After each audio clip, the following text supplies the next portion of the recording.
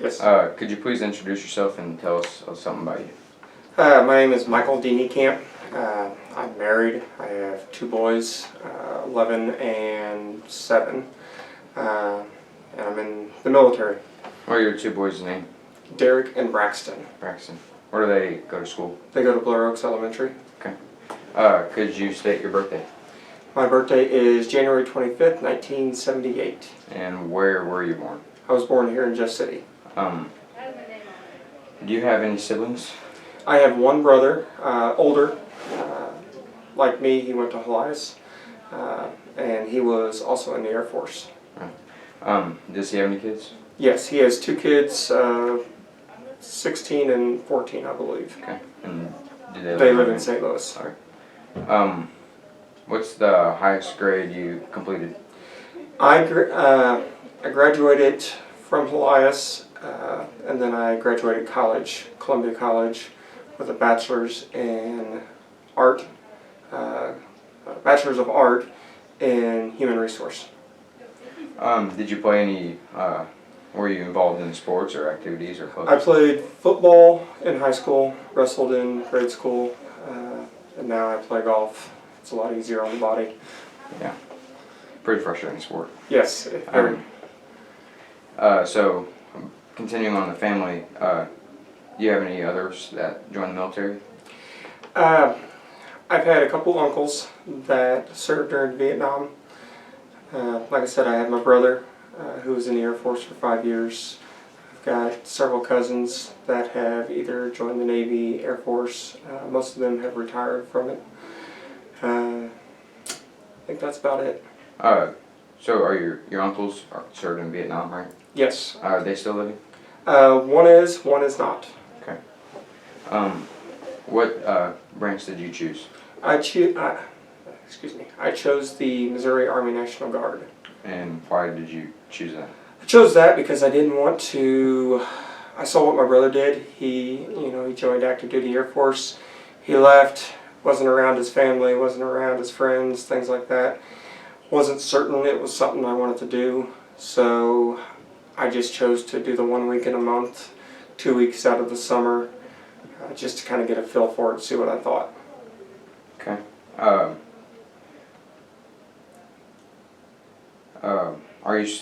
You're still serving? Are you still serving? Yes, I am still serving. I am actually what they call Active Guard Reserve. I work out of St. Louis, Tuesday through Friday. I've been working for the Guard since '98, since June of '98. So I got in, found out I enjoyed it. Didn't really have any other specialties as far as what I wanted to do with my life, so started working for the Guard and stayed with it. Okay. So what education benefits come with serving in the military? Well, I joined for the Montgomery GI Bill. It was to pay for a portion of college. I actually took my time. I didn't really get back to college. I did a year right after high school, then joined the military in '97, and I didn't actually graduate college until 2015. So took my time, but it basically paid for my entire college career. All I had to pay for out of pocket was books. Do you think the time that you took off helped you, or do you? Definitely. I was borderline a C student in college when I first started, and I graduated with about a 3.5 GPA, and it helped me with waiting. It helped me to mature and understand what it took to actually get through college. Okay. So you said you were a C student. Does that play any role in what you do now, or does that have any effect on you now? Or no, I just wasn't good at studying. I learned how to better manage my time, become a little more mature, and just helped me with school. But no, it never affected me with my job at all. Okay. What is the highest rank you've held in the military? I'm an E7, that's the grade. I am a sergeant first class. I've been that since 2008, So it's been a little bit that I've been sitting in that rank, but I mean, I'm happy with it. So what is the work that you had to do to go, like, to get to where you are now? You have to go through it's now called SLC, it's Senior Leader Course. You go through it, it varies in length. Mine would have been a month long. You just do different things based off of what your job is. Once you get it, then you just have to be top of the list and you get promoted. Okay. Out of high school, did any of your friends join the military? No. Most of my friends left, went off to college, partied, had a good time. I didn't really see anything that I wanted to do. My dad was a painter. I could have went to work for him, but I'd done that all through high school and it's not what I wanted to do, so I left. Is there anything that do you miss anything, like if you didn't join the military, like something that? I see some of the benefits of going off to college. A lot of my friends, they've got friends from college and stuff like that, but they also don't have the friends and the experiences that I have through the military. Plus, the benefit of me going off to the military is I didn't have the debt. So, The debt now, does that help you with things now and help you advance with your money and all that finances? absolutely. I mean, the military has been probably the single greatest decision I made with where I was joining the military. It's helped me see the world. It's helped me, get an education. I mean, it's been great. So I'm in a personal finance class now, Okay. and our teacher tells us how if you don't have like student loan debts, how the big debts, like the average is, it's a lot now. Do you think that helps your family situation and how you got to Absolutely. go? Absolutely. I'm able to provide things for my kids that other parents probably struggle with. The downfall is that I'm not always home. So, I mean, with the military, I'm gone some. So, yes, I've got the benefits of not having the struggles of financial issues, but I am able to still do things with them. Where did you complete your basic training and advanced individual training? I went to basic I joined in '97 and I left 4 months later for basic training. I went to Fort Jackson, South Carolina. It's in Columbia, South Carolina. I did both basic and advanced individual training there at that location. And it was, I'm trying to remember, about 5 months. Did you like the area of South Carolina? It's beautiful down there. It's absolutely beautiful. Big trees. Do you still visit there today? I have not. I've actually not been back since I went to basic, but it's definitely beautiful down there. Is there relationships that you like relationships that you built during basic training still existed? I have one. I was the best man of when you go to basic, you get assigned a battle buddy. It's who you go with everywhere at basic. You never leave their side. And I was the best man in his wedding. We don't stay in touch real well, but we still talk occasionally through Facebook and keep up and stuff like that. And that's going on 23 years. Okay. What were your drill instructors like? As a kid, I thought they were big, scary, mean men, but you could definitely tell that they loved doing what they did. They were hard on us, but they definitely got joy out of teaching us and making sure they got the best out of us. I enjoyed them. They were awesome. Okay. Throughout the process of basic training, what was your mindset? Get through it. I was told by my platoon sergeant back here that, hey, just, if you can get through basic without them knowing your name, you've done well, because that means you didn't screw up. And that was my mindset, just to kind of stay back, don't volunteer for anything, do your best, see what happens. And for the most part, they didn't know who I was. I blended in with the rest of everybody. Was there always that one person that constantly just got Yes, we had a kid that we called Lefty that could not march. And even to the point that when we graduated, he wasn't allowed out on the parade field with us because he could never quite figure out how to march. And because of him, a lot of the rest of us got away with things because he wasn't, he was always center of attention. What made your training difficult?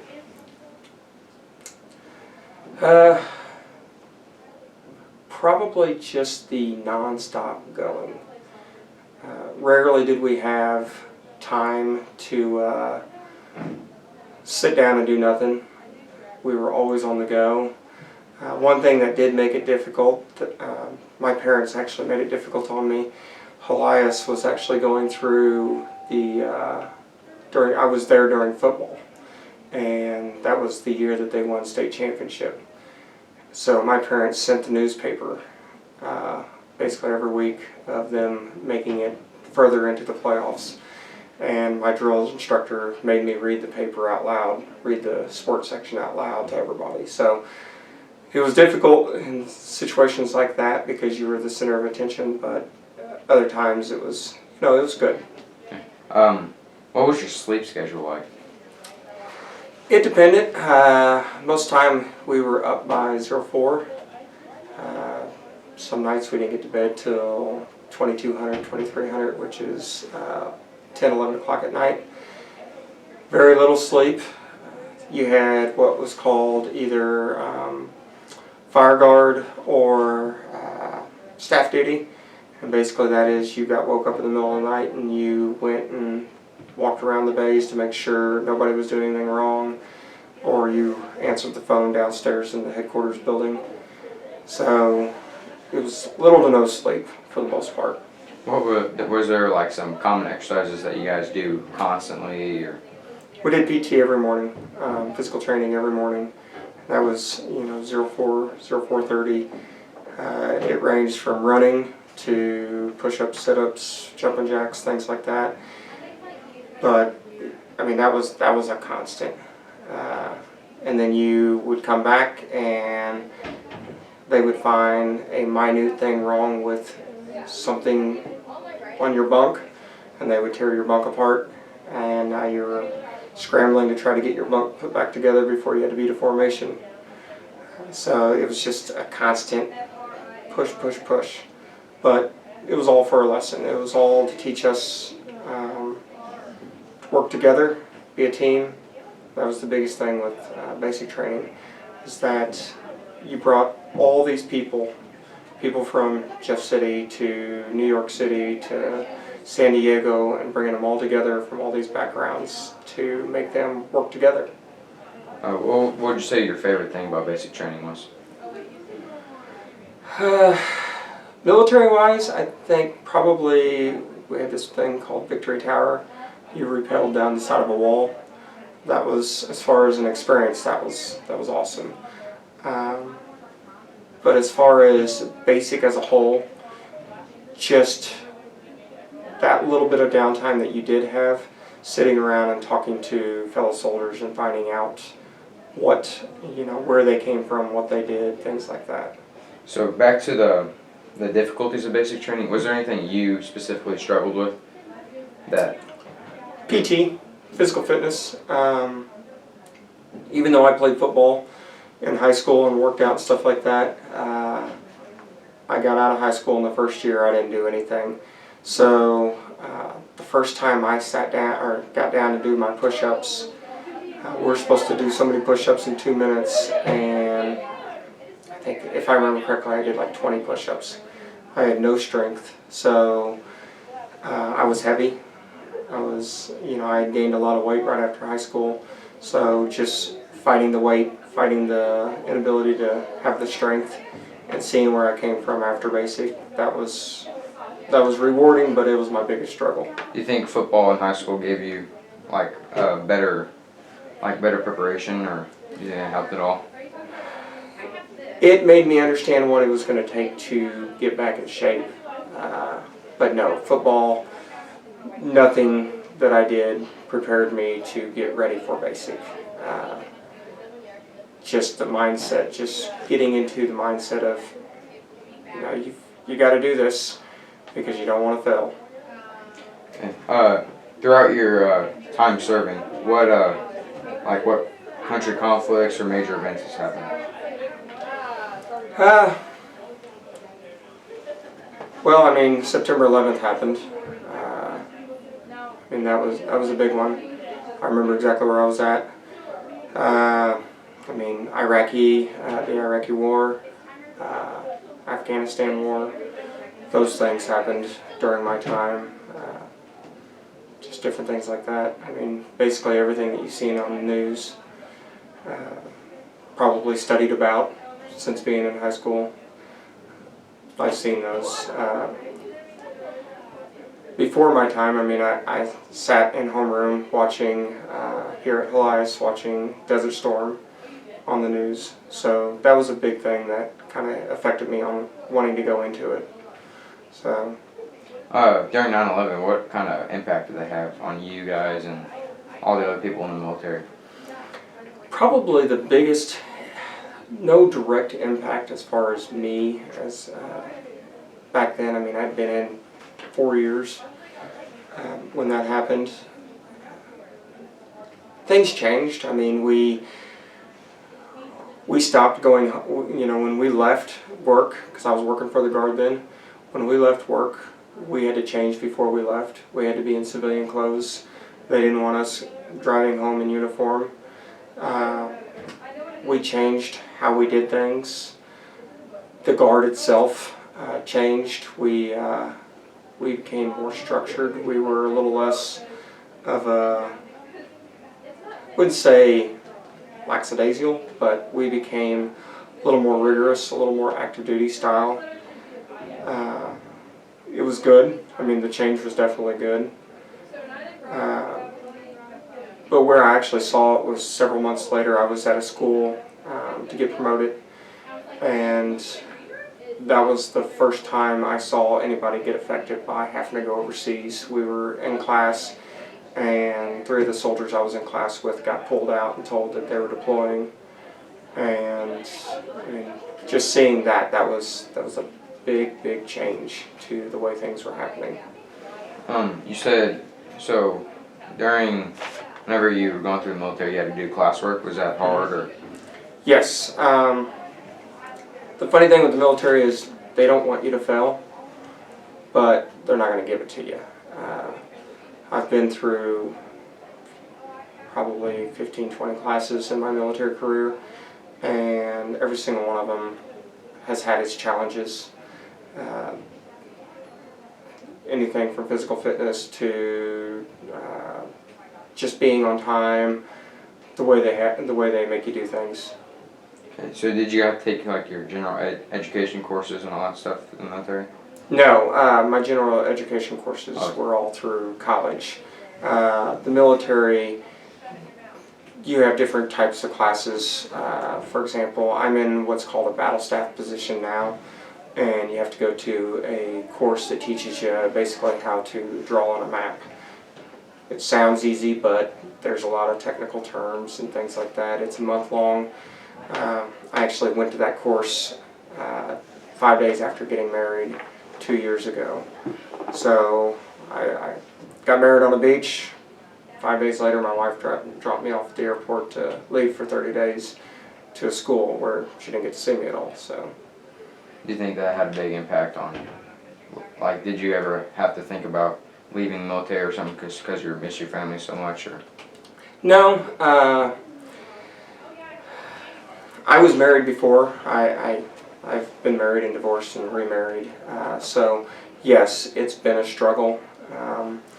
My first son, I deployed in 2011.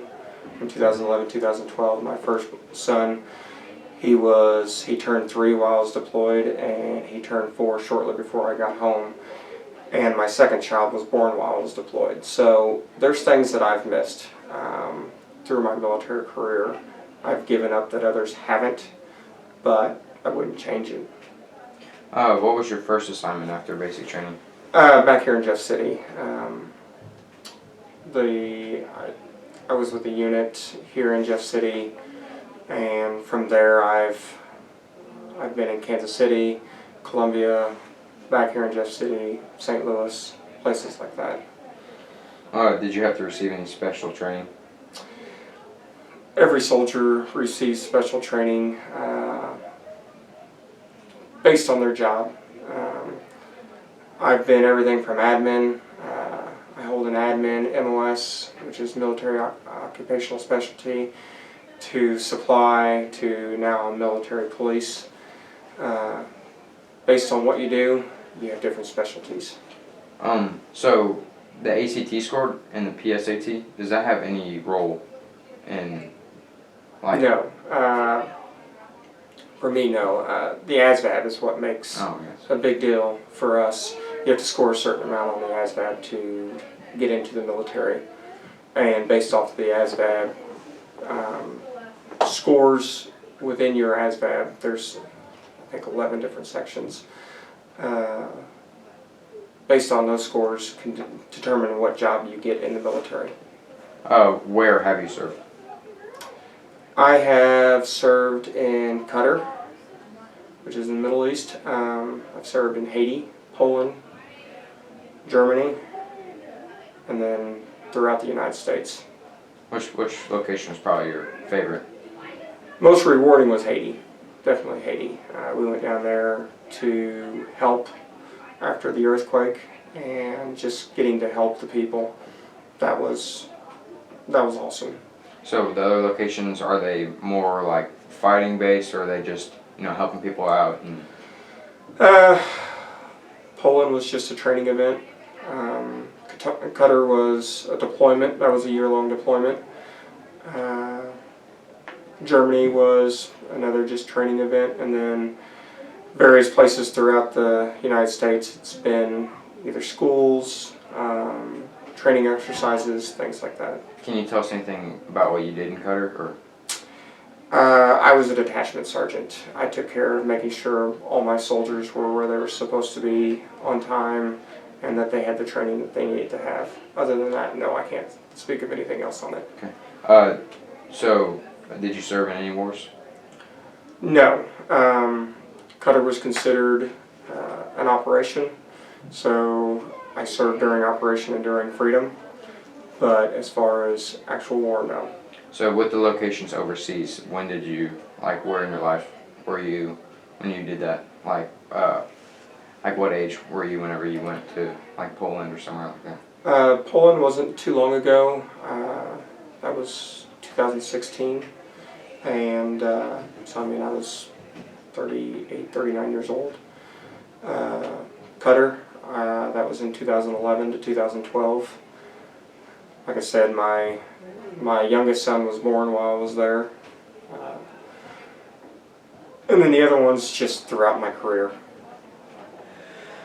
Okay, and in all, what was the hardest part through your whole military service? I would say the hardest part is, or has been, the trying to juggle making sure I do my job, but also making sure I give my boys the attention that they need to have. Especially now, I work in St. Louis, and I don't see them throughout the week, so making sure that I give them the time that they need to get from their dad to grow as young men themselves. That's probably been the biggest thing, because I've missed a lot of things that they've done. My oldest has been through the most, and I can remember a time telling him, hey buddy, I'm gonna be gone out of school for 30 days. He's like, yeah Dad, you've been gone for a year. And hearing that from him, that's been the most difficult thing. Do you think going to the military gives you a better idea on how to raise your kids and who you want your kids to be as a hero? At times, yes. I think they would probably think that the military is a bad thing because I'm very structured. I require them to act a certain way and do things a certain way, and sometimes I have to realize that they're not my soldiers and that they are my kids. But other times I can see it, see the effect of my military career on them, on how they approach things. So yes, it's definitely helped me be a better dad. It's also helped me understand that I've got to give them the time. How has your experiences in the military changed you as a person?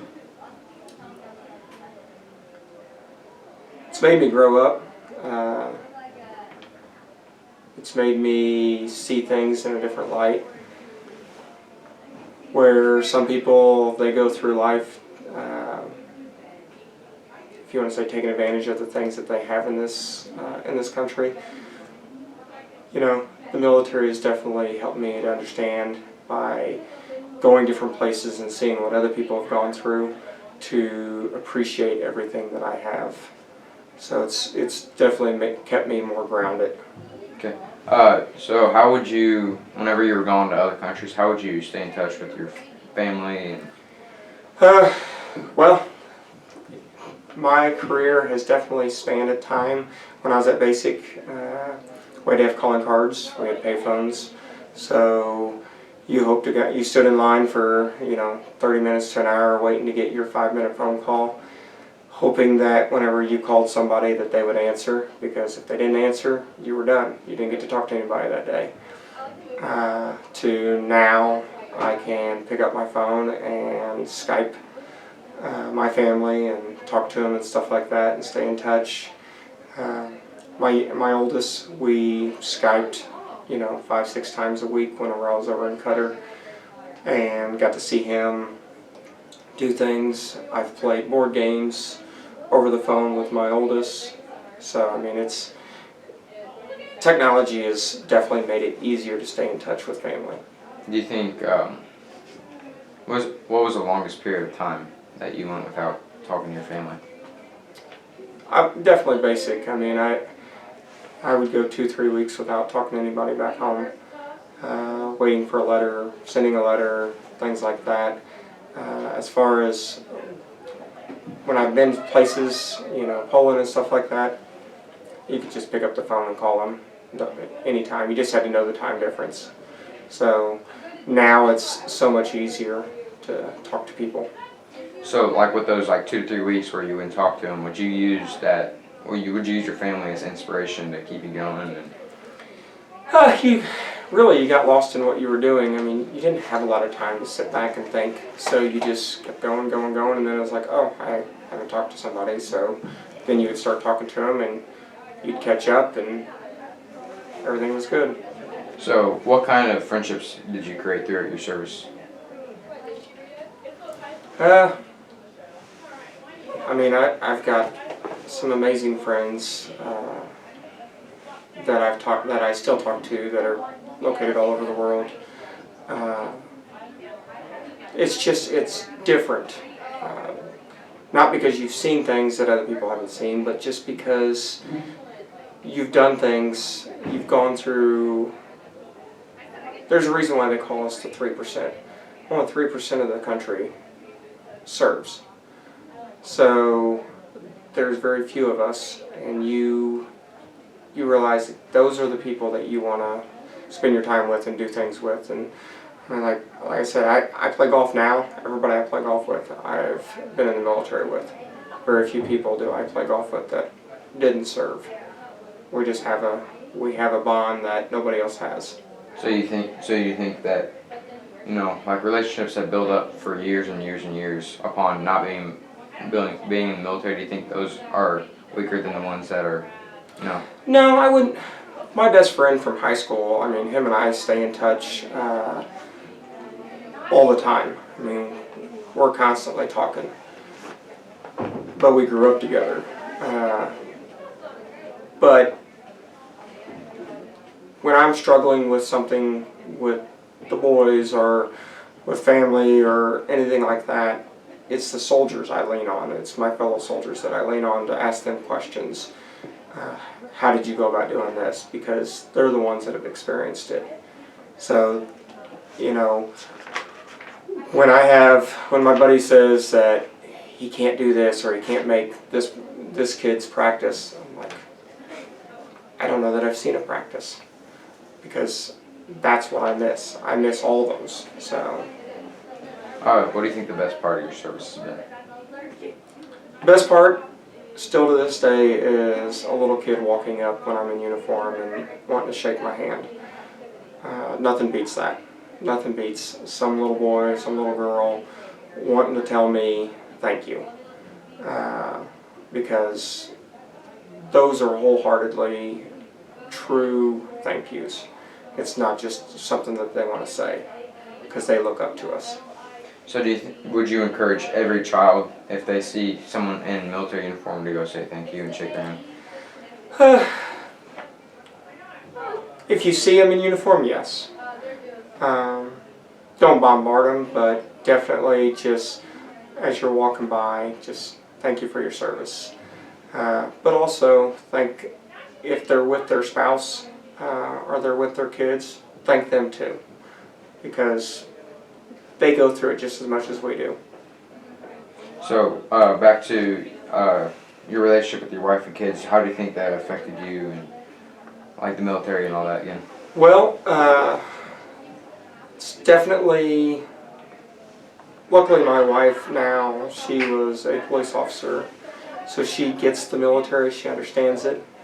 My boys, sometimes they don't quite understand why I'm gone all the time, but like today was a Veterans Day ceremony at school, and they sat with me. So it's a struggle, but as long as we communicate, it works. So do you think like the little things like him sitting next to you at church, or you guys going to a family event together, do you think those little things you appreciate more? Yes, definitely. Definitely.